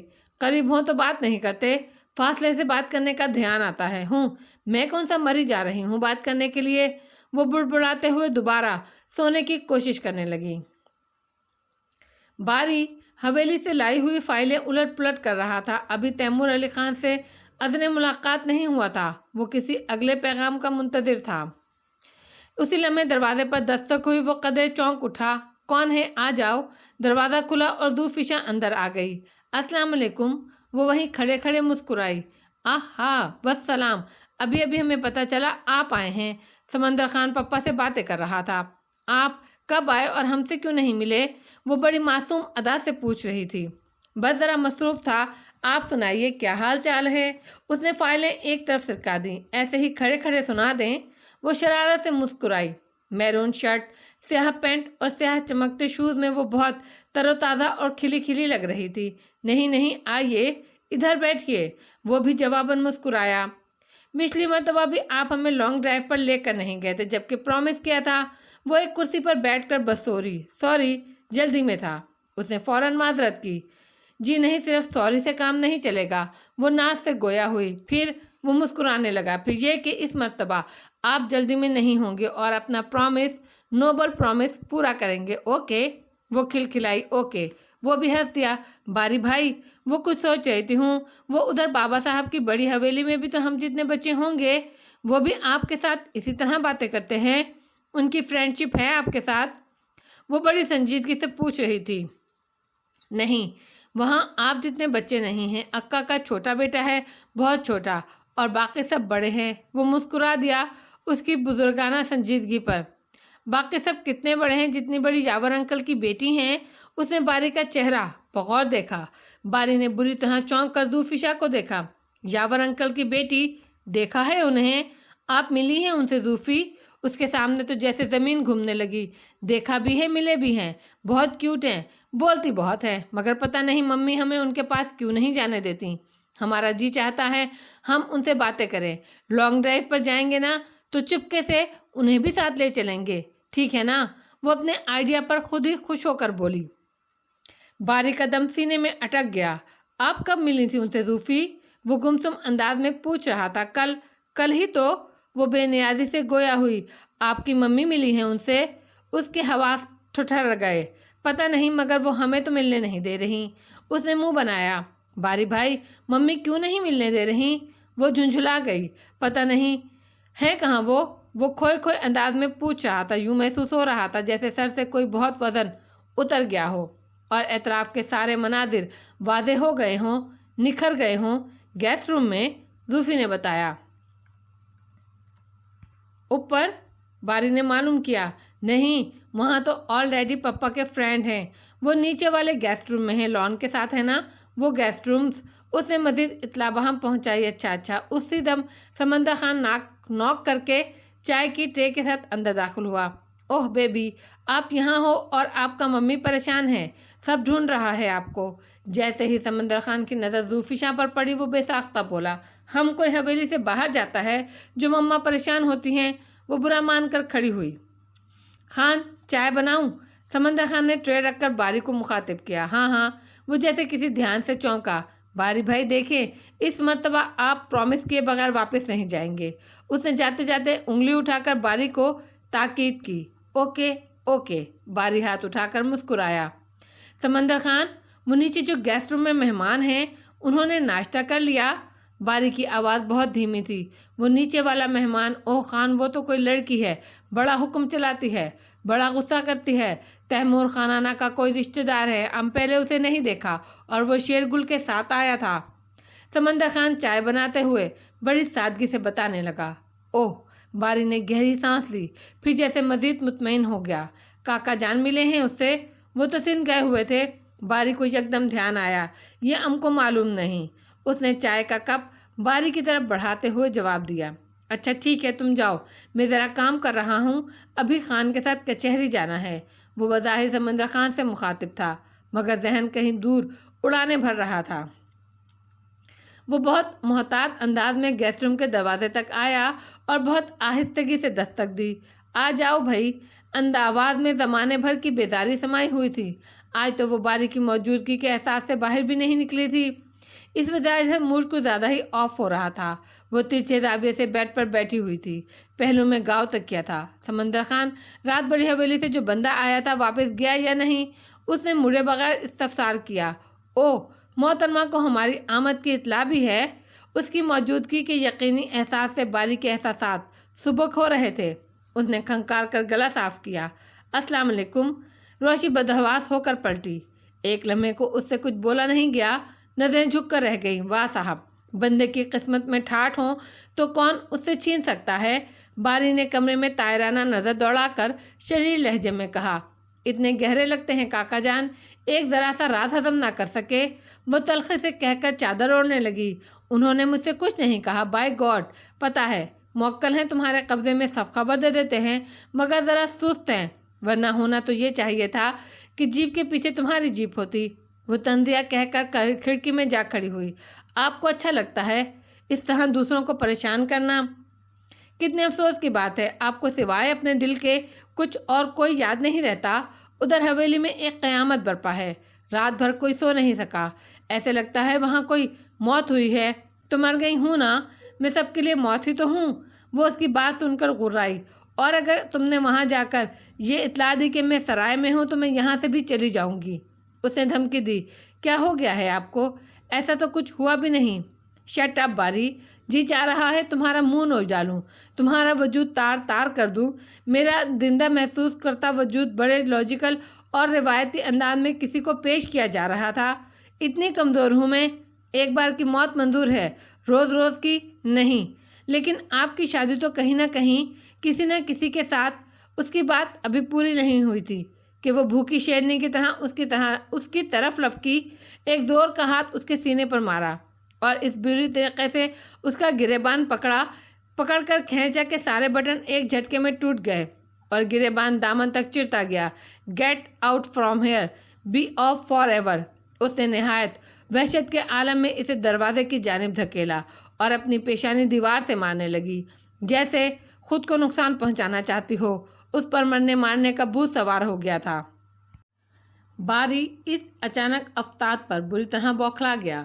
اس نے خود اپنی حالت پر سے نظر ہٹا کر اس کی جانب دیکھا تو اتنی دیر میں روشی کی پیشانی خون آلود ہو چکی تھی۔ وہ اس کی جانب بڑھا ہی تھا، اسی دم دروازہ کھلا اور تیمور علی خان نے اندر قدم رکھا۔ ایک لمحے کو اندر کی صورتحال نے انہیں ٹھٹکا کر رکھ دیا، پھر روشی کی پیشانی سے بہتے ہوئے خون نے جیسے ان کی بیٹری چارج کر دی۔ وہ سر پھوڑتی روشی کی سمت تیر کی طرح بڑھے اور اس کا بازو تھام کر اپنی طرف موڑا۔ روشانے، ہوش کرو، کیا ہوا؟ کاکا جان، کاکا جان۔ وہ ان کے سینے سے لگ کر بلک بلک کر رونے لگی۔ کیا ہوا؟ کیا کہا ہے باری نے؟ انہوں نے عجیب سی الجھن میں باری کی سمت دیکھا۔ باری تو ویسے ہی مجرم بنا چپ کھڑا تھا۔ تیمور علی خان کی آواز پر اسے مزید خفت سی محسوس ہونے لگی۔ روشانے، بتاؤ کیا ہوا ہے اور یہ کیا حرکت کی ہے تم نے؟ تیمور علی خان کی سفید کلف زدہ قمیض کا گریبان خون سے رنگین ہوتا جا رہا تھا۔ ان کے وہ مخصوص تاثرات والا چہرہ جانے کس اوٹ میں چلا گیا۔ اس وقت تو ان کے چہرے پر تفرقات کا جال پھیلا ہوا تھا۔ روشی تھی کہ قابو میں نہیں آ رہی تھی، اس کی پیشانی پر لٹے خون سے چپک گئی تھی۔ تیمور علی خان نے نہایت احتیاط سے انگلیوں کی پوروں سے بال ہٹائے تو ان کی انگلیوں پر بھی خون لگ گیا۔ کیا دیوانگی ہے روشانے، اب تم بچی نہیں ہو۔ باری، وہ پھول خان سے کہو میرے کمرے سے فرسٹ ایڈ لے آئے۔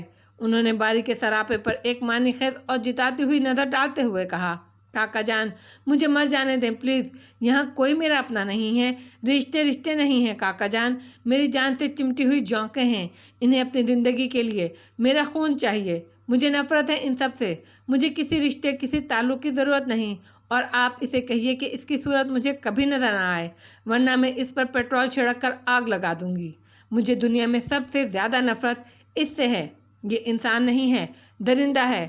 وہ بری طرح روئی، اس قدر پھوٹ کر کہ تیمور علی خان تو امتحان میں پڑ گئے۔ وہ کڑے تیوروں سے باری کی سمت گھورنے لگے۔ کیا کہا ہے تم نے اسے؟ اور یہ تمہارے حلیہ کیا ہو رہا ہے؟ اس کے لہجے میں محسوس کی جانے والی کاٹ اور چبھن تھی۔ میرے حلیے کے بارے میں روشی بی بی ہی آپ کو بتائیں گی۔ میں پیغمبر نہیں ہوں خان کہ میرے لیے اوپر سے گواہی آئے۔ اس نے اتنی سنجیدگی اور اعتماد اور وقار سے کہا کہ تیمور علی خان بے ساختہ روشی کی سمت متوجہ ہو گئے۔ خون بری طرح بہہ رہا تھا۔ انہوں نے قمیص کی بغلی جیب سے سفید رومال نکال کر اس کی پیشانی پر رکھا تو وہ فوراً ہی سرخ ہو گیا۔ وہ اس کو لے کر بیڈ تک آئے۔ سلی گرل، عجیب سا دکھ ان کے چہرے سے جھلکنے لگا۔ وہ اس کے ساتھ ہی بیڈ پر بیٹھ گئے۔ انہوں نے خون آلود ہاتھوں کو ایک نظر دیکھا، پھر اپنی سفید قمیص کے دامن سے صاف کر لیا۔ باری باہر نکل گیا۔ تم نے یہ سب کیوں کیا روشانے؟ حالانکہ رات ہم نے تم سے تمہاری بات ماننے کا وعدہ کیا تھا۔ وہ الجھتے ہوئے بولے، کاکا جان، اگر میرا بس چلے اور میرا صرف ایک خون کرنے کی اجازت ہو تو میں پہلی فرصت میں اسے شوٹ کر ڈالوں۔ وہ ہچکیاں لیتے ہوئے کہہ رہی تھی۔ کس کو؟ باری کو؟ تیمور علی خان کے لہجے میں استفسار اور استعجاب دونوں تھے۔ وہ کچھ بولی نہیں، سسکیاں لیتی رہی۔ وہ تو بڑا ہارم لیس سا بندہ ہے، اپنے کام سے کام رکھتا ہے۔ وہ کہہ رہے تھے مگر ذہن اسکرین پر اس کا کچھ دیر قبل کا سراپا روشن ہو رہا تھا۔ لہجہ خود بخود سست کمزور ہو گیا۔ بالکل بیکار، نیل، ایک دم سیلفش، سوائے دکھ دینے کے اسے کچھ نہیں آتا۔ کیا کہا ہے اس نے تمہیں؟ تم لاوارث نہیں ہو کہ اکیلی دکھ جھیلو؟ ہم پر اعتبار کرو روشانے، تم ہمارا خون ہو۔ اس کے سر پر انہوں نے محبت سے ہاتھ پھیرا۔ جسم و جان پر پھوار سی برس پڑی۔ یہ بالکل نیا روپ تھا تیمور علی خان کا۔ کاکا جان، آپ مجھے واپس بڑی حویلی تو نہیں بھیجیں گے نا؟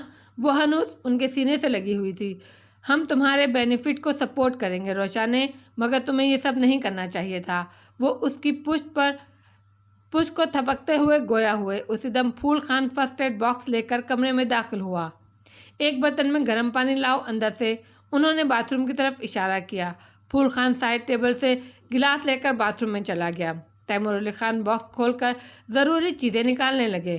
پھول خان پانی لے کر آیا۔ تیمور علی خان نے روئی بھگو کر اس کا چہرہ صاف کرنا شروع کیا۔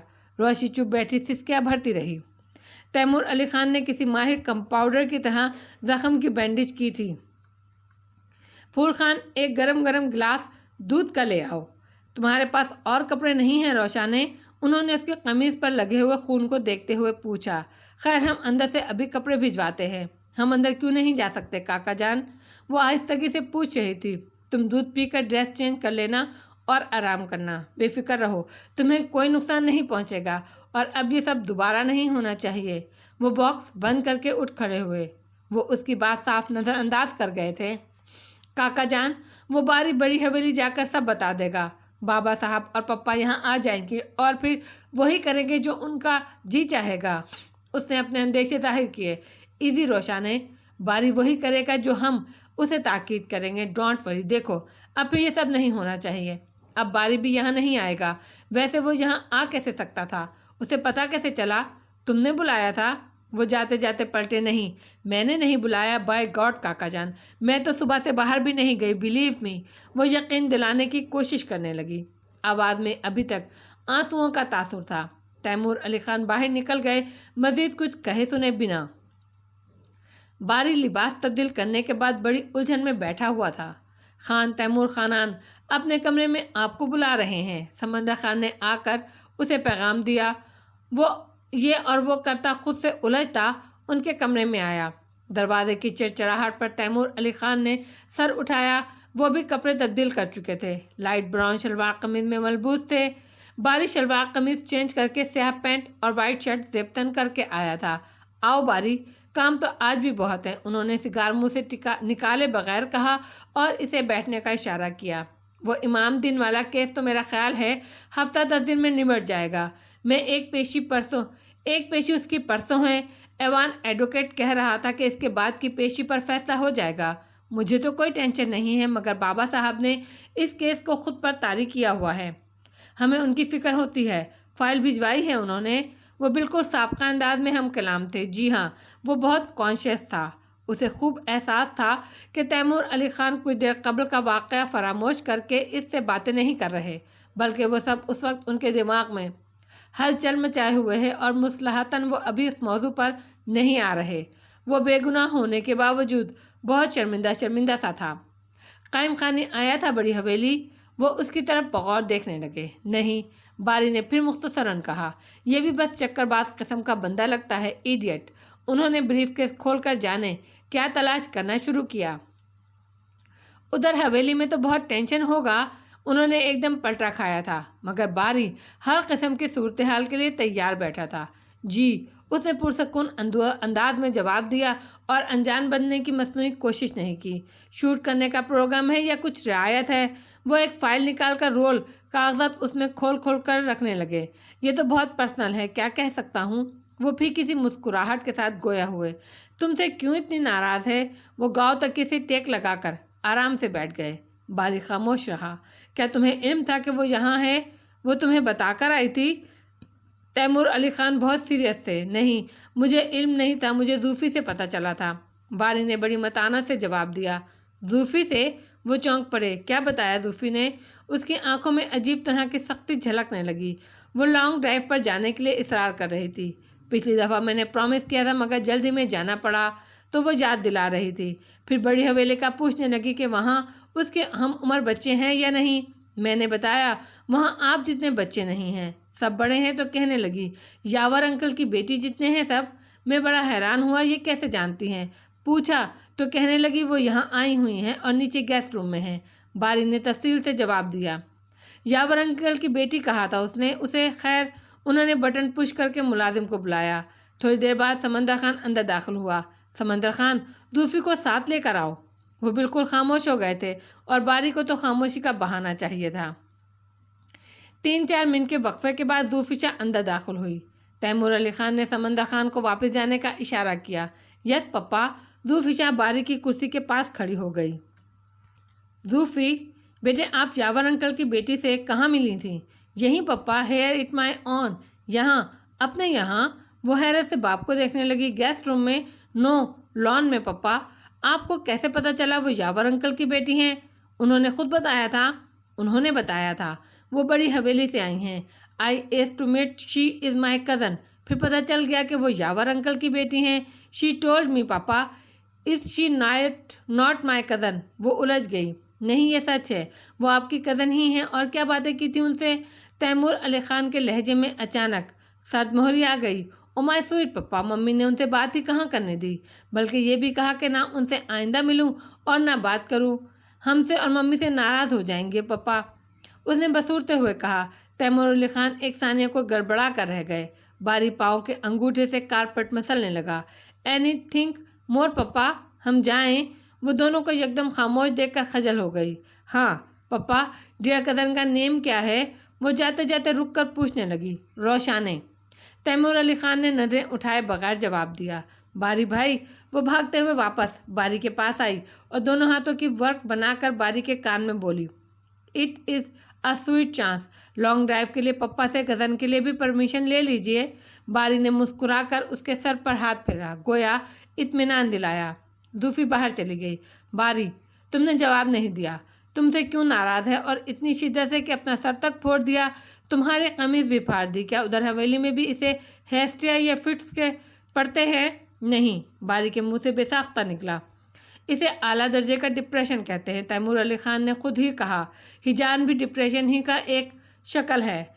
अब तुम ही डिस्क्राइब करोगे कि ये डिप्रेशन है या पसे पर्दा कोई और बात है जिसके सबब वो तुमसे नाराज़गी और नफ़रत का इजहार कर रही है। और शायद तुम ये भी बता सकते हो कि वो क्यों शादी नहीं करना चाह रही, और ये भी कि उसने इंतहाई कदम किस बेस पर उठाया है। बारी इस कदर लाजवाब शायद ही कभी हुआ हो। तैमूर अली खान की आंखों से इसे एहसास तरीन कैमरा महसूस हो रहा था। चंद सानिया खामोश रहकर वो बोला, काका जान देखिए, मेरी तरफ से तो कोई बात ही नहीं। ये तमाम सूरत हाल क्रिएट इसकी जानिब से है। क्या ये बेहतर नहीं होगा कि बेसिक रीज़न उन्हीं की तरफ से मालूम हो? बारी ने बड़े निपे तुले अंदाज में जवाब देने की कोशिश की। फिर इसके बाद काका जान, जो कुछ आप मुझसे पूछेंगे मेरे लिए दुरुस्त जवाब देना आसान होगा।